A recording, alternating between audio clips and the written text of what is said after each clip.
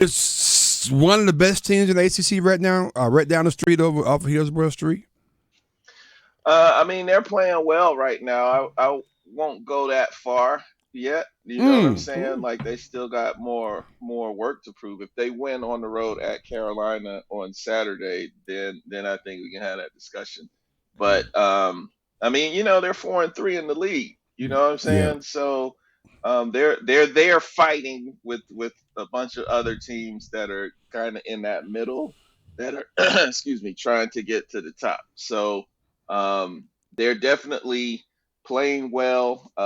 They've absorbed some hits. They've had injuries and everything that last year at this time it would have probably devastated them. They didn't have a very big margin for error last year, but I'm gonna tell you, I'll be the first to say I did not expect DJ Burns to be able to step in and Mm. play the way that he's played. Mm. For them this year. I thought he'd have a hard time staying on the court with the pace that they play. Hmm. And I didn't see this coming. I'll put it that way. What do you have? 18 against Duke, 7 to Mm-hmm. 10 shooting. I mean, Mm-hmm. he has been a solid addition for them, Mm-hmm. transferring in from Winthrop. I mean, he's very athletic. You look at it, you don't think so, but he can get buckets. And Right. Yeah, I'll try to tell you, Hmm. if you can get buckets, man, you can stay around for a long time. We're yeah, talking to. and Oh, go ahead, Sia. no, you got it.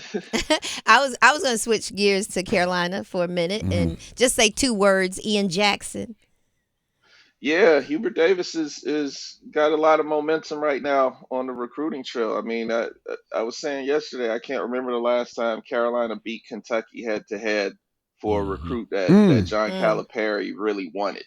You know what I'm saying? I mean, Yeah. they've gotten guys who had Kentucky on their list, but in the recent past, it hadn't been somebody that Kentucky went all out for because Kentucky went all out for Ian Jackson, and and Carolina comes up with them. And from the sounds of it, I mean, you never really know what's going on with the kid because a lot of people project, well, he's gonna go here and he's gonna go there, or whatever. But and I don't I don't want to say I know what Ian Jackson was thinking the whole time, Mm-hmm. but it seemed like his lean was to Kentucky early on, and Hmm. so he was swayed. He mentioned it yesterday when he announced he was swayed by his visit to Carolina because he said it was different than any of the other visits he went on. So they got a lot of momentum, looking like it's shaping up to possibly be a number one recruiting class for the class of 2024. Now, who who So Awesome. who would have thought of that though? Right. Think Right. about it. Here's a guy they was meeting at Bretman's last year trying to see where they want to keep him, and now he go to the championship Top game, recruiting and now class. he top recruiting class. We're trying to see how Brown, all things basketball, and I guess CL. Just looking at the other guys across the street from Chapel Hill, this is going to be an interesting year when you look at what's going on over the Blue Devils. I guess Clemson is that team, or is it more about Duke is not what we thought Duke was? Good question. a little bit of both. I Okay. mean, you got to give Clemson credit for, to me, kind of turning their season around because when they lost to Loyola Chicago, I was like, yikes! like,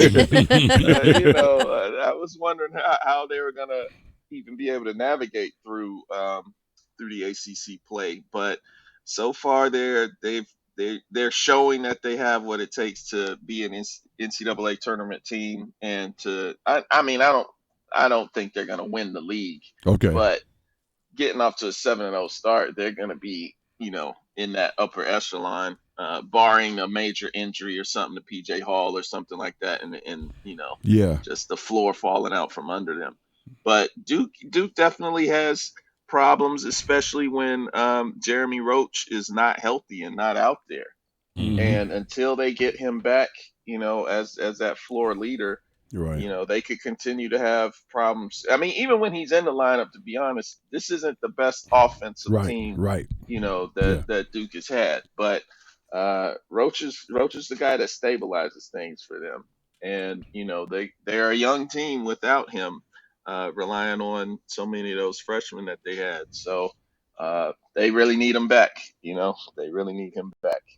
G-Money, that's all right. CL Brown joined the sports shot for shoot around. CL, I appreciate your hard honesty as far as not saying NC State's the best team in the ACC just yet, since they do have to go play North Carolina in Chapel Hill this Saturday. And a lot of State fans know there's 3 things in life that are guaranteed: death, taxes, and losing to North Carolina, especially when Roy Williams was there. But before they even get to that game, they got to go down to Atlanta tonight to play Georgia Tech on the road. And I feel like true State fans are a little nervous just because that's kind of the throw up on themselves games when you think about it. They're on a 3-game winning streak. They have all the momentum in the world right now. Would a loss to Georgia Tech on the road tonight just kill all momentum that NC State has built up going into that game on Saturday against North Carolina? Well, it would be a bummer, but you could get that momentum right back by winning at Carolina. You know what I'm Exactly. saying? So I don't think it would be a death knell. But I think what they have to do, they have to win these kind of games. They are better than Georgia Tech, even on the road. They have to win those kind of games. They can't afford these slip ups. I mean, you think back to 2019 when State didn't make the NCAA tournament, and it was because of like late losses that they had. And against teams that they should have beat. Georgia Tech was one of them.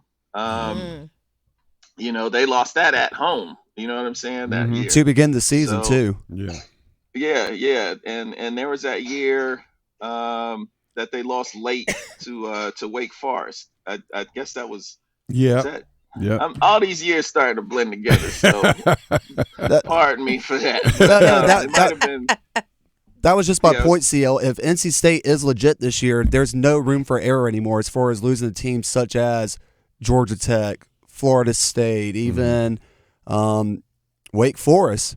That was just part of my question, so thank you for answering that. Man. Rock with CL Brown, man. You can follow him, of course, at CL Brown Hoops. On IG, it's a great follow, and on Twitter. I was trying to think. I had one more question. I'm bouncing around a lot. Oh, did I see this or something? Dontrez Styles, did he get in the game in the first half? See ya. Because I was going back and I had a lot of stuff going on. So, did he get in there? Yeah, he got in the game. I want to say he played around 10 minutes, 8 to 10 minutes in that game. I mean, I don't have any answers for you when it comes to Dontrez.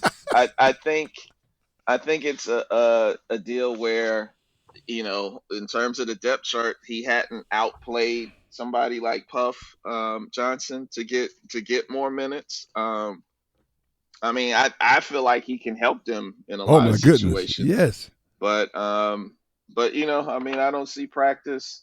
So I'm not going to. I'm doing my own investigation. I'm gonna find out what the real deal is. Cause it's something that we don't know. Because the eye test tells us, like, wait a minute, it must be something else. I don't know. But anyway, CL, always a pleasure, man. Thank you so much for hanging out with us. Follow this guy. He knows basketball. He keep you in the loop, man. Appreciate you, brother. All right, appreciate y'all. Have a good day.